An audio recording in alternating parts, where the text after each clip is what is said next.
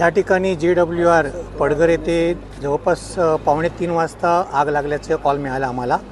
आग लागल्याचा कॉल मिळाल्यामुळे माझ्या सिडको महामंडळाच्या 4 गाड्या, त्याचप्रमाणे पनवेल महानगरपालिकेच्या 2 ते 3 गाड्या या आम्ही टर्नआउट केल्या. आगीचं स्वरूप बऱ्यापैकी मोठं होतं आणि इथे आल्या आग बऱ्यापैकी आम्ही कंट्रोल केलेली. जे हजार्डस आणि नॉन हजार्डस असा 2 एरिया आहेत ते वेअरहाऊसचे.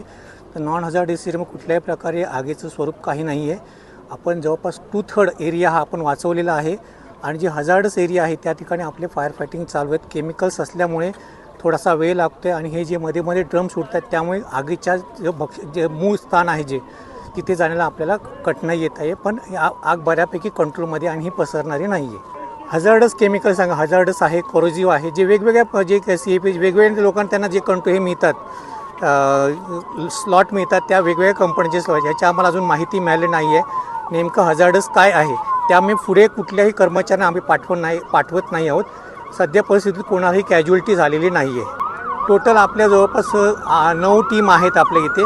9 गाड्या आपल्या इथे काम करत आहेत. इकडे हे आपल्याला आता सांगता येणार नाही, पण बऱ्यापैकी जे हजार्डस एरिया म्हटलं त्यापैकी बऱ्यापैकी मटेरियल जळालेलं आहे. कोणी इंजर्ड वगैरे आहे का? नाही, कोणालाही इंजुरी झालेली नाही, जीवितहानी झालेली नाही.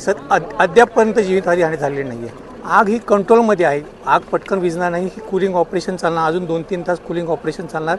एक रात्रभर ही कंट्रोलमध्ये आपल्याला पूर्णपणे विझली जाईल. आता आगवर कंट्रोल आहे. आग कंट्रोलमध्ये आहे. आग कुठेही पसरणारी नाही आहे. माझं नाव Vijay Rane, chief fire officer, CIDCO. आजची उद्योगनगरी न्यूजला सबस्क्राईब, बेल आयकॉनला प्रेस करा, लाईक, कमेंट आणि शेअर करा.